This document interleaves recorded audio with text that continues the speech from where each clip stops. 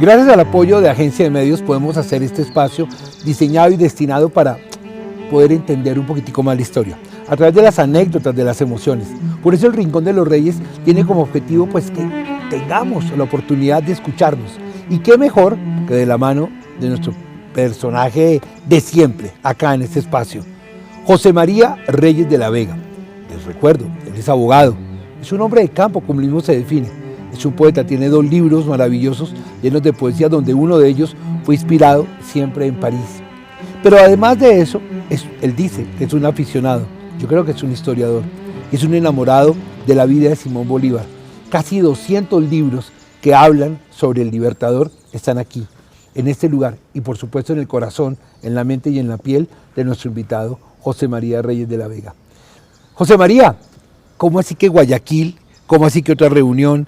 ¿Cómo así que Bolívar está con otra persona? ¿Por qué viaja tanto? ¿Para qué viaja? ¿Con quién se reúne? ¿Por qué? ¿Para qué? ¿Cómo? ¿Cuándo?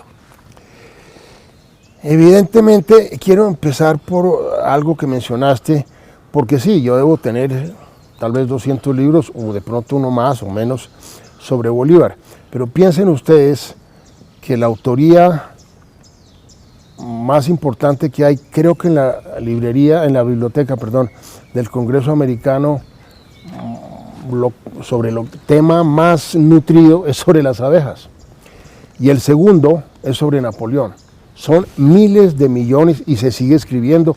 Yo, recontra honorariamente, porque espiché un botón, soy miembro de la Sociedad Napoleónica de Francia, como soy también, sin ningún mérito, por generosidad del doctor Miguel Santamaría Dávila, soy miembro de la Sociedad Bolivariana, sí por mi afición posiblemente, o yo tal vez, en fin, el hecho es que menciono que hay una gran literatura sobre personajes tan importantes como Napoleón, y lo mencioné en alguna ocasión, o si no lo menciono ahora, del siglo XIX, que estamos muy próximos, aunque haya pasado tanto tiempo, no es tanto. Los 2 capitanes de ese siglo fueron Napoleón y Bolívar, de diferentísima forma. Uno fue un libertador y el otro fue un conquistador. Y bueno, pero ese no es mi tema. Me preguntas por qué hubo tanto encuentro, tanto viaje. Guayaquil juega un papel importante y posiblemente San Martín convoca, propone, pero Simón Bolívar dispone en ese encuentro. Recordémonos que el general San Martín es un personaje de una altísima importancia, no solamente en Argentina y en el sur del continente suramericano, sino a cualquier nivel. Pero Bolívar, más joven, para ese encuentro, se está retirando, yo creo que cansado. San Martín, Bolívar está en el apogeo de su lucha libertaria con a compañía a mucha distancia de San Martín, que ha liberado pues Argentina y Chile. Desde luego está también O'Higgins, nada menos, que es un gran personaje, y ya presiente Bolívar lo que nos está sucediendo y nos ha sucedido desde entonces, que a través de Monroe, que va a ser presidente de los Estados Unidos en el año 23, si mal no estoy, proclama el América para los americanos, cosa que lo angustia, porque ve que vamos a quedar pues aislados de una potencia que empieza ya a surgir, se habían independizado bastante antes que nosotros, y bueno, se da el encuentro en Guayaquil. Guayaquil, la razón principal es porque queda cerca del Perú, más que Bogotá desde luego, y porque San Martín quería que Guayaquil, la provincia de Guayaquil con el río Guayas, etcétera, se pegaba al mar, sea parte del virreinato del Perú. En ese momento era virreinato todavía, no habíamos pasado por Ayacucho, donde va a salir el resto de la soldadesca y generales y demás de los ejércitos españoles.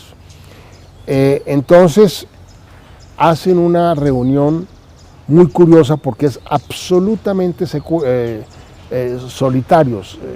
Los dos. Los dos nomás, a tal punto... Pero en una finca... No, es en una iglesia que le prestan, una casa cural que le presta, creo que se sucede en la iglesia, un cura amigo de Simón Bolívar, y allí se encierran, me supongo que ambos, con la educación que los acompañaba, sacan incluso a la amante de San Martín, que era Rosita Campuzano, muy amiga de Manuelita Sáenz, y se le anuncia a Bolívar, sin saber que ya Bolívar había pasado poquito, y a la fogosa Manuelita, bellísima persona, con sus defectos, como todos, ya había conocido.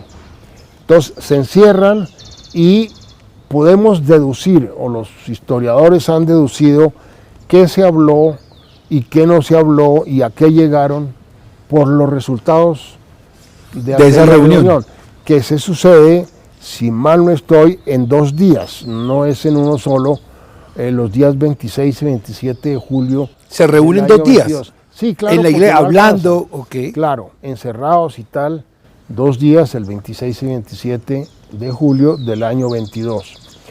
San Martín sale notoriamente, según algunos, no sé si testigos o de oídas, pero O'Leary, que seguramente si no estaba presente, escribió prácticamente el día a día del Libertador.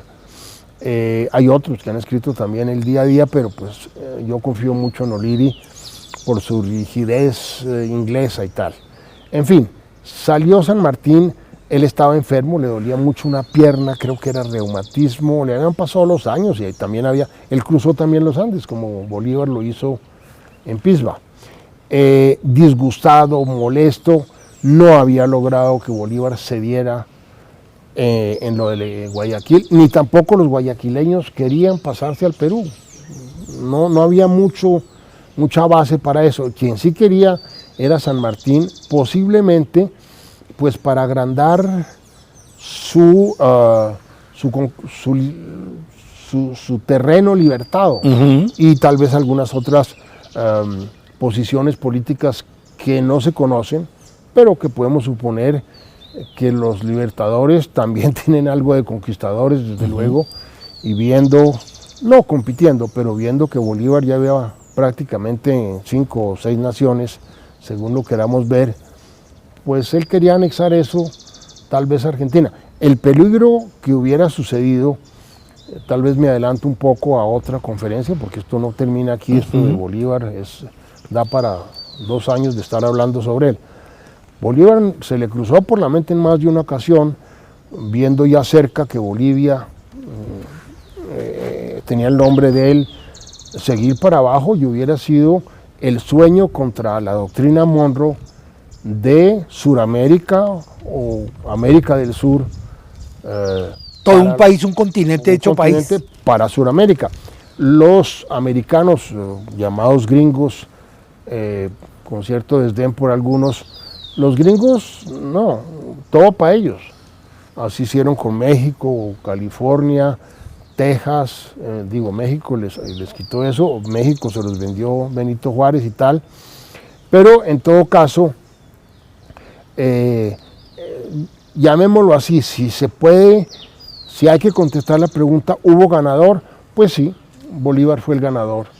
¿Y qué ganó Bolívar y qué ganó? Pues Bolívar ganó... ¿Qué ganó la libertad? ¿Qué ganó la democracia? Pues que él siguiera con el Ecuador cerrado, no se dividiera más que para el Perú, que esto y que el otro, ya iba a ser una lucha, y el final de su lucha muy desilusionante para él, desde luego. Bajó tranquilo al sepulcro, no creo, porque no se cumplió lo que él pedía o lo que él cita en su testamento oficial, y la Gran Colombia dejó de existir después de una malograda convención, y las ambiciones primero de Santander y de los líderes como Páez en Venezuela, Flores en el Ecuador, y sin duda Perú, que había sido virreinato y tal, pues tampoco le iban a jalar a ser parte de la Gran Colombia, que seríamos la 9ª o 10ª potencia del mundo, pegados al Brasil, que era más de medio continente, pero los sueños son, decía Calderón de la Barca, de modo que pues no se dio. Sin embargo, me gustan estos encuentros desconocidos porque son, aunque hubiera clases de historia en los colegios o en la universidad, etcétera, no cuentan nimiedades como un encuentro tan importante como este. José María Reyes, ¿para qué sirve la historia? La historia sirve básicamente por una razón. Lo decía, vuelvo a Séneca. Dios me libre de equivocarme, pero los Epícteto, Séneca, Marco Aurelio, los antiguos, tienen una gran cantidad de frases, adagios que nos hacen meditar. El caso es que los estoicos, en este caso pienso que fue Séneca, eran amigos en silencio, engrandeciendo sus virtudes, con mucha fuerza interior, pues llegaran a sus metas. De hecho... y la historia le permite, llamémoslo así, al reconocimiento, mucho, al verse reflejado sobre los errores y aciertos, generar una ruta, un camino. Pues es tan curioso, es tan buena tu pregunta, que te respondo con una respuesta contundente. Marco Aurelio, tal vez uno de los más importantes emperadores de la antigua Roma, pues era casi endiosado cuando caminaba por las calles de la ciudad, había hecho maravillas por el imperio, tal vez es la época de oro dentro de 4 o 5 siglos que duró, es el imperio que más ha durado, no el más grande, pero el que más ha durado, siendo grandísimo. Como hacía el gran Marco Aurelio, emperador de la antigua Roma de gran importancia, estoico, con otros, fundador del estoicismo, no el más antiguo, porque eso lo fundó siglos antes un griego en Grecia. Pero el tema no es eso, es que él, engrandecido, aplaudido, vitoreado por las calles de la antigua Roma, a raíz de sus triunfos, de su magnífica gerencia del imperio, pues él mismo se hacía seguir de un acompañante, posiblemente uno de sus esclavos, que eran menos que esclavos, pero vivían con él y demás, que le iba diciendo a medida que oía que él era un dios, un semidios. Acuérdense que allá la mitología funcionaba a diario, que le decía Marco Aurelio o emperador, o como quiera que le decía, usted es apenas un hombre, usted es un hombre, usted es un hombre, y se lo repetía, y él hacía ese ejercicio con el objeto de tener siempre los pies en la tierra. Menciono esto porque Bolívar, y seguramente San Martín, y seguramente a otro nivel, no a otro nivel necesariamente, O'Higgins y demás, pues fueron también vitoreados. Bolívar entraba a las ciudades generalmente en un caballo blanco sobre el cual no había cabalgado 100 kilómetros o los últimos 30 o 20. ¿Era como de adorno? Como para Le entrar. tenían un caballo a veces, para que entrara en un caballo, se cambiaba algunas veces con su uniforme de gala, que era muy de gala, y Bolívar era un hombre supremamente fino, que no todos, Páez no era fino, era un hombre del llano, aprendió a leer, aprendió inglés, estuvo en Nueva York, etc. Pero Bolívar había sido criado dentro de la aristocracia mantuana, estuvo en España, muchas veces en Europa para la época y demás. Entonces no necesitaba tal vez, porque tenía suficientes enemigos, pues a alguien que le estuviera diciendo lo que le decían a Marco Aurelio. Traigo a colación esto porque dentro de la compleja biografía que puede ser de Bolívar, ahora está de moda un poco el antibolivarianismo contra Simón Bolívar. O sea, hay una tendencia como a hablar mal de Bolívar. Pues más que eso, es decir, hay libros contra Bolívar. Salvador de Madariaga escribió uno bien hecho hace 80 años, o no sé, no aburrido, con unas críticas a un español de ese entonces, o de hoy, o de la época que le iba a gustar ver desmoronarse un imperio que ya había empezado a desmoronarse años antes. La reina Isabel, acelero un poco, la reina Isabel había sacado en un solo año a los judíos, había sacado 800 años a los musulmanes que habían estado pues dominando España y habían hecho de España prácticamente lo que era en ese momento, y se nota hoy día. Y por último descubrió el mismo año, a través de Cristóbal Colón, el gran Cristóbal Colón, pues América. Entonces ese imperio se estaba acabando y Bolívar y San Martín habían sido uno de los más importantes, sobre todo pues Bolívar, el gran libertador. Él es José María Reyes de la Vega. Este es el Rincón de los Reyes y, como les digo, es un espacio para escuchar, aprender, entender, compartir y de alguna manera vivir esos relatos. Relatos que hacen parte de nuestra historia, porque de verdad lo que estamos contando tiene más capítulos y, como siempre decimos al final, esta historia continuará.